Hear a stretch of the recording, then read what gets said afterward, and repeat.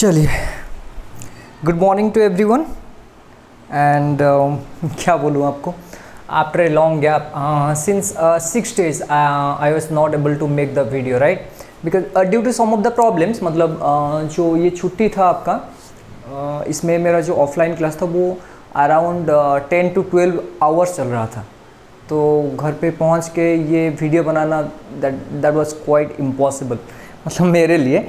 But somehow and आपका जो तबीयत भी ख़राब था तो इसीलिए थोड़ा नहीं हो पाया था, तो सॉरी फॉर दैट अगेन, नहीं बना पाया वीडियो। बट अभी से फ़िलहाल तो कंप्लीट मतलब चलेगा, देखते हैं। मतलब I will try my best to make more and more videos, ठीक है। तो I am sorry for that, जो भी 5 या 6 days का गैप हो गया, मेरा क्लास चल रहा था इसीलिए मैंने नहीं बन पाया, ठीक है। तो अगेन सॉरी फॉर दैट।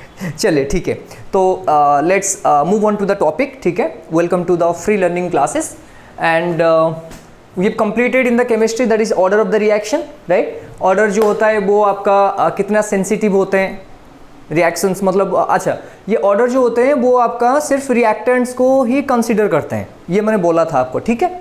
तो वहाँ पर आपका कितने नंबर ऑफ मॉलिक्यूल्स पार्टिसिपेट कर रहे हैं उसके ऊपर डिपेंड नहीं करता है वो, ये मैंने बोला था आपको कि मतलब जो ऑर्डर होता है वो मान लीजिए A + B gives rise to C होता है। तो यहाँ पर A कितना हुआ 1, B कितना हुआ 1, मतलब 1A 1B gives rise to 1AB, ठीक है। तो यहाँ पर A का अमाउंट कितना है 1 है, B का अमाउंट कितना है 1 है, तो इसका ऑर्डर 2 हो जाएगा, नहीं पता। It can be found out what experimentally, ठीक है। तो वो ऑर्डर हो गया था एंड एग्जाम्पल भी किए थे सारे के सारे जो ऑर्डर के बारे में। एक एग्जाम्पल जो गलत हो गया था कैलकुलेशन में वो भी सही किया था, ठीक है। Okay, so you can consider any of the questions that may be under JEE या नीट या CBSE जो भी हो, तो वो कर पाओगे आप। And after the completing the what chapter then will again discuss the what previous year questions and देखेंगे तब का तब, ठीक है। Okay, now move on to the topic बेटा। तो यहाँ पर जो नेक्स्ट टॉपिक है ये है आपका मॉलिक्युलरिटी, ठीक है। यहाँ पर तो नाम से ही पता चल रहा होगा आपको कि मॉलिक्युलरिटी क्या होता है। हाँ सर, पता चल गया, क्या है मॉलिक्यूल्स, ठीक है ना बेटा। तो मॉलिक्युलरिटी क्या होता है आपका, it gives information about how many number of molecules. अच्छा सर, ये मॉलिक्यूल्स होता है क्या, आयन नहीं होगा, हो सकता है, क्यों नहीं होगा, एटम हो सकता है, but it should be in the reacting species. मतलब जो बोले थे आपको कि यहाँ पर जो ऑर्डर है या आपका रेट ऑफ रिएक्शन है, सभी में आप किसको कंसीडर करते हैं, रिएक्टेंट। मैंने बोला था प्रोडक्ट तो भी ले सकते हो आप, but it is not required. अगर रिएक्टेंट में सब कुछ हो रहा है तो प्रोडक्ट के लिए छोड़ दो, बिकॉज इसका ऑर्डर एंड इसका रेट, इसका रेट होता है एंड इसका रेट होता है, एक पॉइंट में तो इक्वल होता है, इक्विलिब्रियम में आ जाता है, तो एक को कंसिडर करने पर सारे के सारे निकल जाएगा, ठीक है। ओके, नाउ द टॉपिक, मतलब यहाँ पर मॉलिक्युलरिटी का मीनिंग क्या है पहले समझ लेते हैं बेटा। अच्छा, टाइप्स ऑफ रिएक्शन मैंने बताया था, एक स्टेप में भी रिएक्शन हो जाता है, मैंने बोला था आपको कि एक स्टेप में भी रिएक्शन आपका हो जाता है एंड मल्टी स्टेप में भी होता है। सर आप बोले, मतलब मान लो ये बेटा, मान लो suppose let's say A + B + C gives rise to कुछ भी, मान लो ABC या जो भी हो। तो यहाँ पर रिएक्टिंग स्पीसीज कितने हैं, 3 हैं, सही है। अच्छा, यहाँ पर एक स्टेप में हो सकता है या मल्टी स्टेप में भी हो सकता है। जो रिएक्शन एक स्टेप में होता है, this reactions are known as what, बोला था एलिमेंटरी रिएक्शंस, ठीक है। एंड जो मल्टी स्टेप रिएक्शंस होते हैं वो उसको बोलते हैं कॉम्प्लेक्स रिएक्शन। लेकिन सर यहाँ पर, हाँ ये कॉम्प्लेक्स हो सकता है, ठीक है ना, लेकिन आपको जो यहाँ पर लिखा जाता है कि मतलब ये डायरेक्ट हो गया। सपोज मान लो आपको ग्लूकोज फॉर्मेशन करना है, नहीं आया समझ में, अरे फोटोसिंथेसिस वाला, तो कार्बन डाइऑक्साइड हो गया प्लस आपका वाटर हो गया, सनलाइट हो गया, वो हो गया आपका डायरेक्टली। लेकिन इसमें आपका डायरेक्टली प्रोसेस नहीं होता है, पता है ना आपको। मान लो आपके रेस्पिरेशन में, ठीक है, आप ग्लूकोज कंज्यूम कर रहे हो एंड लास्ट में क्या निकल रहा है आपका, carbon dioxide. It is a multi step process. आप अगर बायो में देखोगे तो उसमें 2 तरह के आपका प्रोसेस होता है, एक होता है ग्लाइकोलाइसिस एंड सेकेंड होता है क्रेब्स साइकिल। मतलब इतना 10 स्टेप या समथिंग था एंड क्रेब्स साइकिल में वही 10 या समथिंग जो भी हो, तो 20 स्टेप रिएक्शंस। लेकिन आपको क्या मिल रहा है, डायरेक्ट ग्लूकोज से direct carbon dioxide and water, ठीक है ना। तो इसमें इस तरह से ये तो एक ही है, ग्लूकोज ब्रेकडाउन हो गए, नहीं ऐसे नहीं होता है, वो कंटिन्यूअसली स्टेप बाय स्टेप चलता है। लास्ट में जो होता है वो आपका क्या निकलता है, carbon dioxide, sorry oxygen and water. किसमें, जो आपका रेस्पिरेशन में एनर्जी मिलता है आपको। तो ये हो गया मल्टी स्टेप रिएक्शन, मतलब it is a complex reaction. ठीक है, नहीं आया समझ में, आ गया, ओके। तो elementary reaction and complex reaction वो आपको मैं समझा दिया था कि नहीं, एलिमेंटरी रिएक्शन जो होते हैं वो एक स्टेप में होता है एंड जो कॉम्प्लेक्स रिएक्शंस होते हैं वो आपका मल्टी स्टेप रिएक्शंस होते हैं, करेक्ट, ओके। नाउ मोलिकुलरिटी क्या होता है sir, number of reacting species, कितने नंबर ऑफ आपका मतलब जो रिएक्टेंट है उसमें कितना नंबर ऑफ आयंस है या मॉलिक्यूल्स है या एटम्स है, जो भी है, कितना नंबर पार्टिसिपेट कर रहे हैं एक रिएक्शन को करने के लिए। ठीक है, so this is known as molecularity of the reaction. आ गया समझ में मोलिकुलरिटी, अरे आ गया कि नहीं, ठीक है। तो मोलिकुलरिटी क्या हो गया आपका, the number of reacting species, the number of, ठीक है, reacting species, the number of reacting species, the number of reacting species that may be the atoms, that may be ions, that may be molecules, ठीक है। the number of reacting species may be atoms, बेटा ions और molecules जो भी हो सकता है, taking part in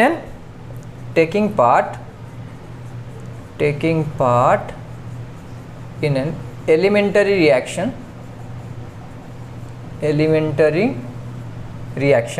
the number of reacting species, atom, ions or molecules, ठीक है, taking part in an what elementary reaction in order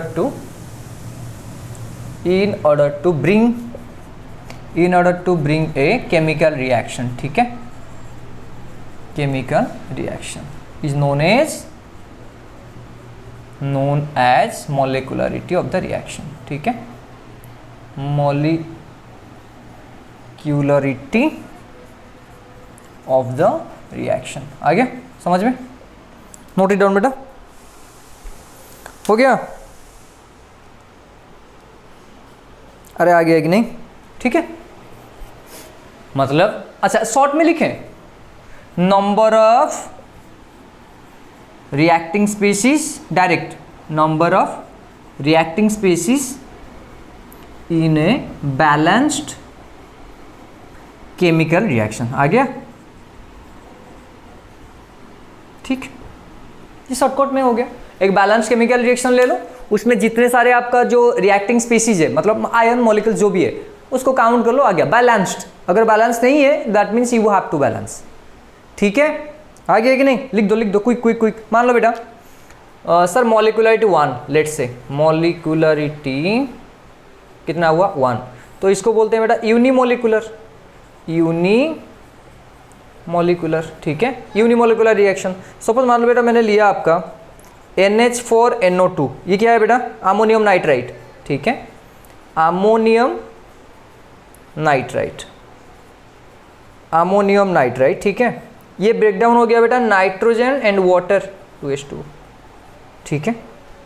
अरे आ गया कि नहीं, डिकम्पोजिशन ऑफ अमोनियम नाइट्रेट, यहाँ पर कितना मॉलिक्यूल्स है, 1 ही है, एक ही है ये, एट ब्रेकडाउन हुआ तो नाइट्रोजन एंड वाटर निकल गया, दिस इज यूनिमोलिकुलर, एक ही रिएक्टिंग स्पीसीज है। सर मान लीजिए और एक करते हैं, सपोज मान लीजिए सर मॉलिकुलरिटी 2, ठीक है 2, सर मान लीजिए 2HI decompose into H2 plus of I2, देख लो यहाँ पर बेटा डिसोसिएशन ऑफ किसका होगा, हाइड्रोजन आयोडाइड, तो हाइड्रोजन आयोडाइड में कितना मॉलिक्यूल्स है यहाँ पर 2, तो ये ब्रेकडाउन होके H2 एंड I2 बन गया, तो यहाँ पर 2 मॉलिक्यूल है, दैट मीन्स मॉलिकुलरिटी 2 हो गया। सर ट्राई मॉलिकुलरिटी हो सकता है, हाँ हो सकता है, नो प्रॉब्लम, ठीक है, ये हो गया ना, चलो मिटा देते हैं। उसके बाद एक मतलब बहुत ही मतलब अच्छा चीज़ मैं बताऊँगा, देख लेना, ठीक है, ओके। तो मॉलिकुलरिटी बेटा 3, ट्राई मॉलिकुलर रिएक्शन, मॉलिकुलरिटी कितना हो गया बेटा 3, तो इसको बोलते हैं ट्राई मॉलिकुलर रिएक्शन, ठीक है ना, ट्राई मॉलिकुलर, ओके। तो मॉलिकुलरिटी 3 मतलब कितना होगा आपका, अरे 3 होंगे सर, ओके। तो नाइट्रोजन मोनोऑक्साइड हो गया plus of O2 gives rise to बेटा 2NO2, आ गया 4, हाँ सर आ गया, ठीक। देखो यहाँ पर ये 2 है, यहाँ पर 1 है, ये 2 हो गया, यहाँ पर ऑक्सीजन कुछ नहीं है तो 1 है, तो 2 + 1 कितना हो गया 3, तो मॉलिकुलरिटी कितना आ गया 3 आ गया। सर उसके बाद ट्राई के बाद क्या होगा, मतलब मॉलिकुलरिटी 4 होगा, अरे आ गया समझ में, अच्छा ओके। यहां पर मैं एक चीज बोलता हूं आपको, सुन। जब रिएक्शन करते हैं मतलब 3 मॉलिक्यूल्स, ठीक है, 3 मॉलिक्यूल्स, ये 2 हो गया, ये 1, 3 के बाद मतलब 4 होगा, जब 4 मॉलिक्यूल्स होंगे उसमें जो प्रोबेबिलिटी होता है रिएक्शन का एक स्टेप में, वो बहुत ही स्मॉल होता है। नहीं आया समझ में? एक स्टेप में हो रहा है एलिमेंटरी रिएक्शन, ये सारे के सारे एक स्टेप में हो गया। उसके बाद अगर मॉलिक्यूलरिटी 3 के ऊपर आ गया, मतलब 4 मान लो, मॉलिक्यूलरिटी 4 हो गया, तो 4 में सर कैसे होगा? 4 में जनरली एलिमेंटरी रिएक्शन नहीं होता है। अगर 4 मॉलिक्यूल्स होंगे, मतलब मान लीजिए सर यहाँ पर 3 कर लिए, यहाँ पर 1 कर लिया, ठीक है, सपोज लेट्स से, ठीक है, बैलेंस नहीं है तो फिर भी तो 3 हो गया, यहाँ पर 1 हो गया, तो मॉलिक्यूलरिटी कितना आ गया? 4 सर। लेकिन ये एक स्टेप में नहीं होगा। एक स्टेप में जो मॉलिक्यूल्स होते हैं उनका अगर रिएक्शन होता है तो वो 3 तक हो सकता है। मतलब जब मॉलिक्यूलरिटी 3 होगा तब आपका पॉसिबिलिटी बहुत ज़्यादा है कि नहीं ये एक स्टेप में कंप्लीट हो जाएगा। अगर मतलब मान लीजिए उससे ज़्यादा हो गया, 3 से ज़्यादा हो गया, 4 मॉलिक्यूल्स आ गए, तो उनका जो रिएक्शंस होता है वो एक स्टेप में जनरली कंप्लीट नहीं होता है। उसका probability to complete the one step reaction is very very less. That's why they require the complex reaction, मतलब मल्टी स्टेप रिएक्शन। आगे समझ में? तो इसीलिए मॉलिक्यूलरिटी जो 3 के ऊपर नहीं होता है जनरली। सर आपने डेफिनेशन में एलिमेंटरी रिएक्शन लिखा था, कॉम्प्लेक्स रिएक्शन नहीं लिखा था। मैंने क्यों नहीं लिखा था मैं बताऊंगा अभी, ठीक है? आगे समझ में?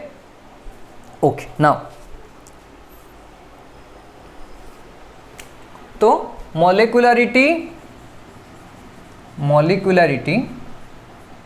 Greater than 3 is not observed, ठीक है? Molecularity greater than 3 is not observe. कहीं वाई? अरे बोल दो, मतलब आपका मोर देन 3 मॉलिक्यूल्स कोलाइड नहीं कर सकते साइमल्टेनियसली, ठीक है? Because probability of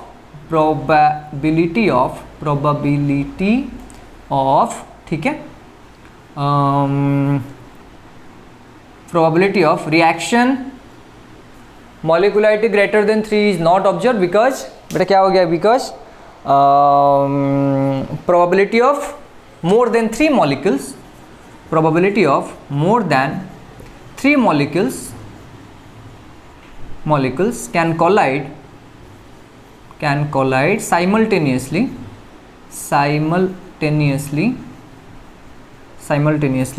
Molecularity greater than 3 is not observed because probability of more than 3 molecules can collide simultaneously is very very less. आ गया समझ में? That's why बेटा मॉलिक्यूलरिटी 3 से ज़्यादा ऑब्जर्व नहीं किया जाता है। हो सकता है बट एक स्टेप में नहीं होता है साइमल्टेनियसली, वो 3 मॉलिक्यूल एक साथ रिएक्शन नहीं कर सकते 3 से ज़्यादा, ठीक है? बिकॉज वो कन्वर्ट हो जाएगा आपका मल्टी स्टेप रिएक्शन में। होता है लेकिन आपको जो दिखता है वो दिखता नहीं है, मतलब आपको जो दिखता है वो होता नहीं है अक्सर, अगर जो होता है अक्सर आपको दिखता नहीं है। आ गया समझ में? मतलब ये मल्टी स्टेप रिएक्शन होता है, ठीक है? एलिमेंटरी रिएक्शन के बारे में बात कर रहे हैं। आ गया समझ में? लिख दो क्विक।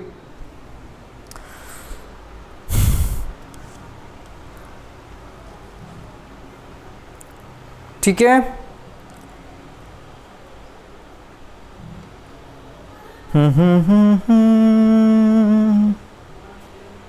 हो गया। चलिए एक इक्वेशन लिखते हैं, ठीक है?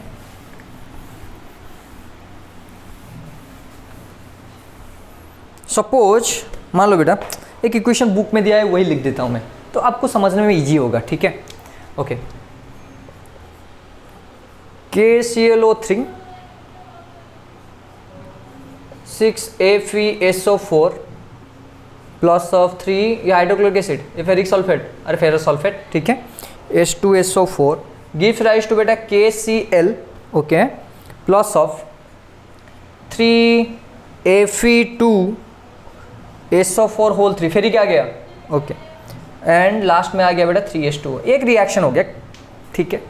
अच्छा सर यहाँ पर आपका मॉलिक्यूलरिटी कितना है? 6 + 3 + 1 कितना हो गया? 10 आ गया। लेकिन ये एक स्टेप पे नहीं होता है, मतलब ये जो रिएक्शंस होते हैं, ये जो स्टेप में रिएक्शन हुआ बेटा, ये एक स्टेप में नहीं होता है, ये आपका मल्टी स्टेप रिएक्शन है। अगर मल्टी स्टेप रिएक्शन हो गया that means that is a complex reaction, ठीक है? मैं लिख देता हूँ यहाँ पर, तो ये एक स्टेप में नहीं होता है, मल्टी स्टेप रिएक्शन हो गया, ठीक है? Multi step reaction, okay sir हो गया। तो मल्टी स्टेप रिएक्शन मतलब ये कौन सा रिएक्शन हो गया बेटा, complex reaction. Okay sir, done, ये भी हो गया आपका, समझ में आ गया कॉम्प्लेक्स रिएक्शन, ठीक है। अच्छा, तो यहां पर मान लीजिए ये लेट्स से 6 स्टेप रिएक्शन है, ठीक है। Step 1, step 2, step 3, step 4, step 5 step reaction, ठीक है, उतना लेट्स से, ठीक है। अब मैं क्या दिखा रहा हूँ आपको, मतलब क्या समझाने की कोशिश कर रहा हूँ वो आप देख लो यहाँ पर। ओके, तो ये आपका मल्टी स्टेप रिएक्शन हो गया। मान लीजिए बेटा step 1, step 2, step 3, step 4, step 5। अच्छा, इसमें इस तरह की पॉसिबिलिटी आ सकता है कि सर ये स्टेप 1 फास्ट हो सकता है, फास्ट रिएक्शन बहुत जल्दी होगा, स्टेप 2 भी जल्दी होगा, स्टेप 3 जल्दी होगा, स्टेप 4 जल्दी नहीं होगा, वो स्लोएस्ट रिएक्शन है, लेट्स से 5 वो जल्दी होगा। अभी बताओ यहां पर जो आपका फाइनल प्रोडक्ट आएगा, तो after completing the 5th step वो फाइनल प्रोडक्ट आएगा, कितना प्रोडक्ट आएगा कितना टाइम में, वो कौन डिफाइन करेगा, मतलब वो कौन बताएगा कि नहीं इतना टाइम लगेगा कंप्लीट होने में, that is the step number 4। क्यों?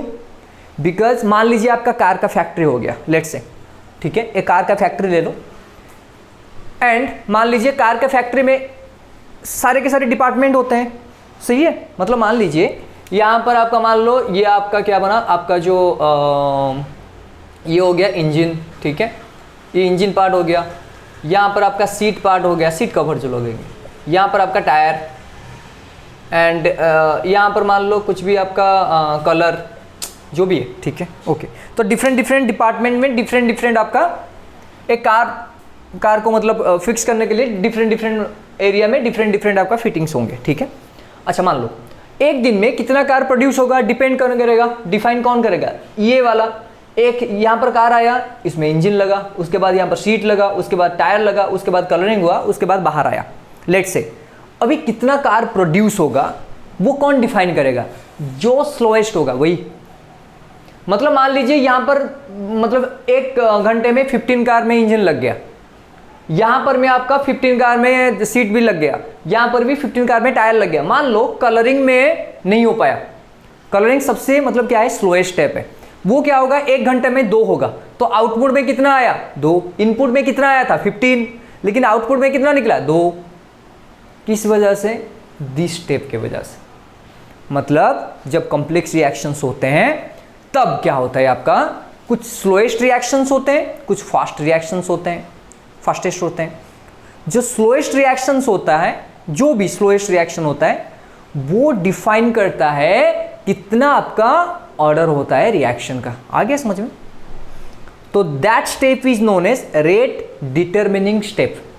तो एक कॉम्प्लेक्स रिएक्शन दिया होगा आपको, कॉम्प्लेक्स रिएक्शन में फास्ट रिएक्शंस भी होंगे, स्लोएस्ट रिएक्शंस भी होंगे। तो ऑर्डर कहां से डिफाइन करोगे आप? स्लोएस्ट रिएक्शन, बिकॉज कितना प्रोड्यूस होगा कितना होगा वो डिफाइन करता है, that is the slowest reaction.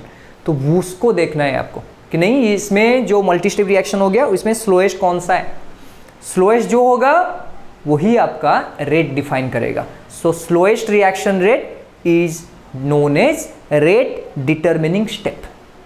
आगे समझ में? रेट डिटरमिनिंग स्टेप कौन है?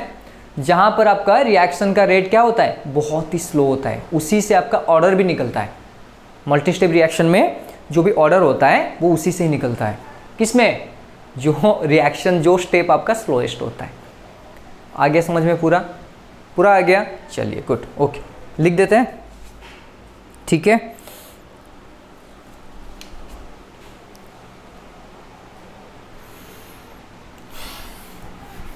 रेट डिटरमिनिंग स्टेप क्या आ गया, समझ में आ गया आपको?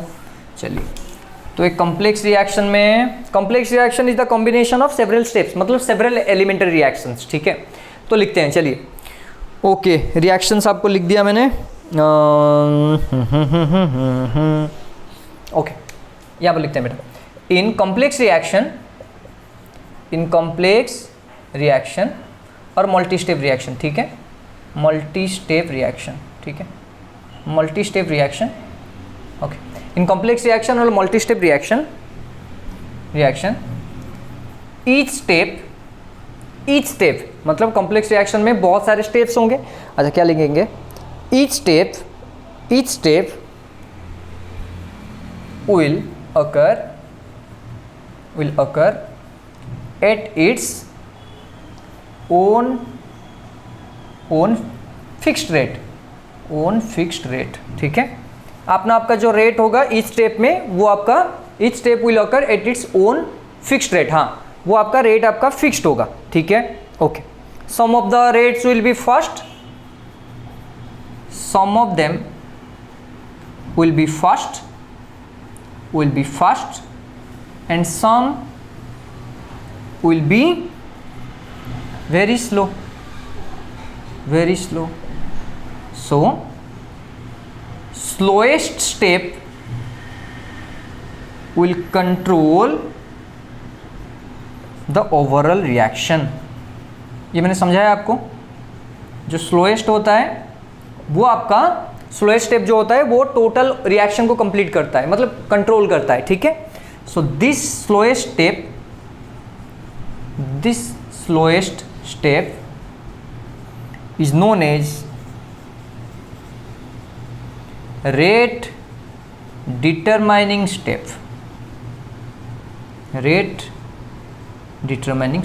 आ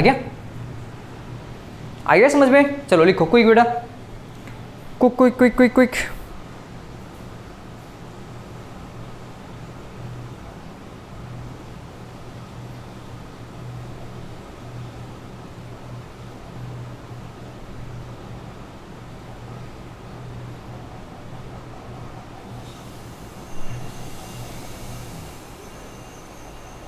क्विक लिखो।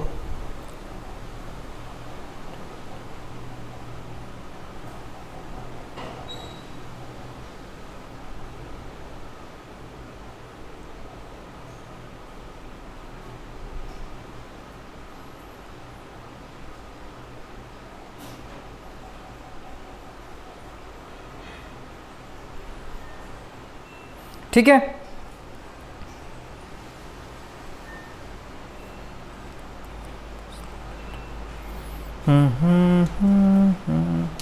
ओके हो गया, चलिए मिटा दूं। ओके नाउ इसमें प्रॉब्लम्स बेटा नहीं आता है, सिर्फ कॉन्सेप्ट होता है बहुत। इसके बाद हम एलिमेंटरी एंड कॉम्प्लेक्स रिएक्शन के बारे में डिस्कस करेंगे, डोंट वरी अबाउट दैट, ठीक है। ये आ गया समझ में? ओके नेक्स्ट देखते हैं। अच्छा जनरली क्या होता है, मैंने बोला आपको ऑर्डर कहाँ से निकालेंगे आपका सर, केमिकल रिएक्शन मान लीजिए कॉम्प्लेक्स रिएक्शन आ गया, कॉम्प्लेक्स रिएक्शन में ऑर्डर कैसे निकालेंगे, जो स्लोएस्ट है उसी से। आगे समझ में? तो ट्रिक क्या है देखो, तो इन कॉम्प्लेक्स रिएक्शन ठीक है, order of reaction is equal to molecularity is equal to molecularity of the slowest step reaction। Sir आपने बोला था कि एक्सपेरिमेंटली, हाँ ऑब्वियसली एक्सपेरिमेंटली फाइंड आउट किया जाता है, लेकिन ट्रिक में मतलब बता दे रहा हूँ आपको कि अगर कॉम्प्लेक्स रिएक्शन दिया है आपको, अगर एक्सपेरिमेंटल वैल्यू नहीं दिया है, जो स्लोएस्ट वैल्यू होगा मतलब स्लोएस्ट रिएक्शन जो होगा उसका आप मॉलिक्युलरिटी फाइंड आउट कर लो, वही ऑर्डर है, ठीक है। तो एक कॉम्प्लेक्स रिएक्शन में जो स्लोएस्ट स्टेप होता है वो आपका रेट डिटरमिनिंग स्टेप होता है, तो रेट डिटरमिनिंग स्टेप में आपका जितने भी मॉलिक्यूल्स होंगे वो आपका ऑर्डर बन जाएंगे, मतलब मान लो 3 ही तो 3 हो गया। एंड हाँ ये बात आपको समझ में आ गया होगा कि मॉलिक्युलरिटी बेटा कभी फ्रैक्शन में ही आएगा, क्यों?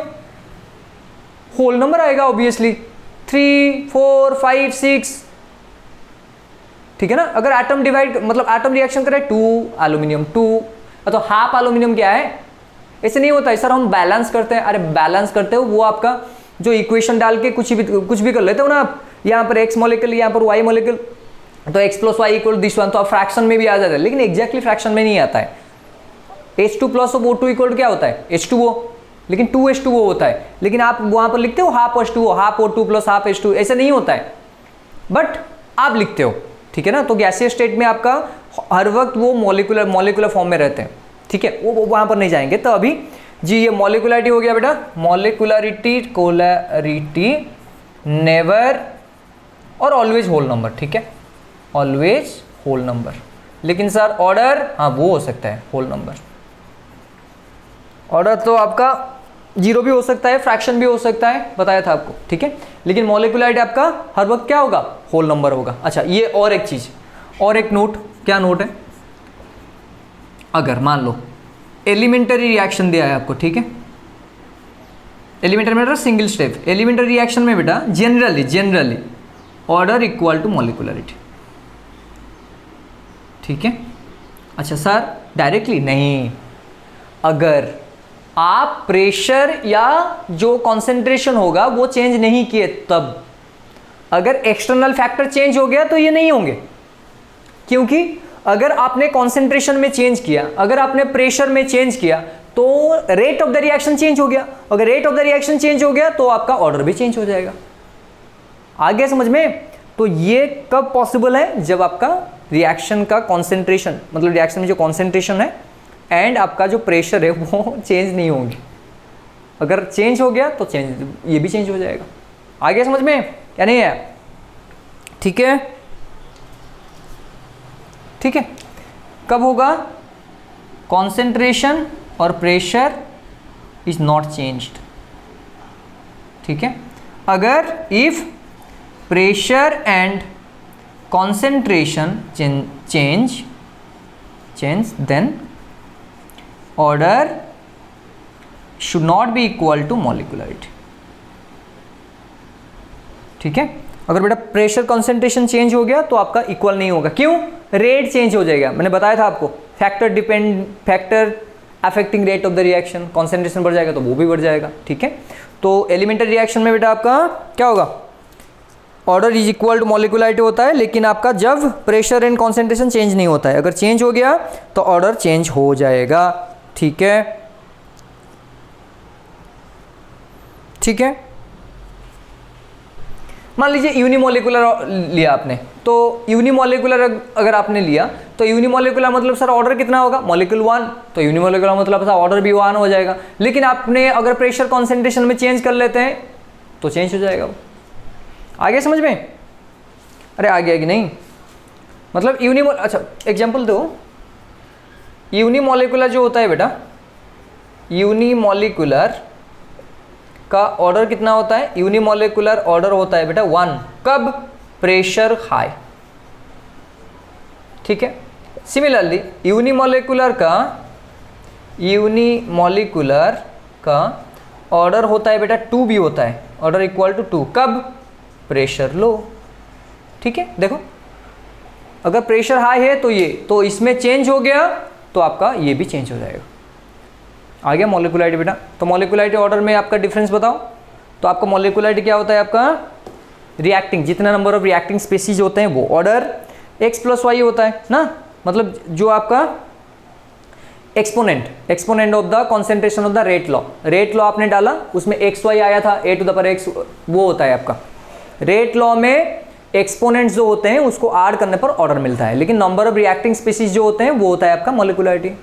डिफ्रेंशिएट कर रहा हूँ, इसमें भी होल नंबर, इट में भी जीरो, फ्रैक्शन जो भी है वो भी हो सकता है आपका, ठीक है। अरे आ गया कि नहीं? ओके।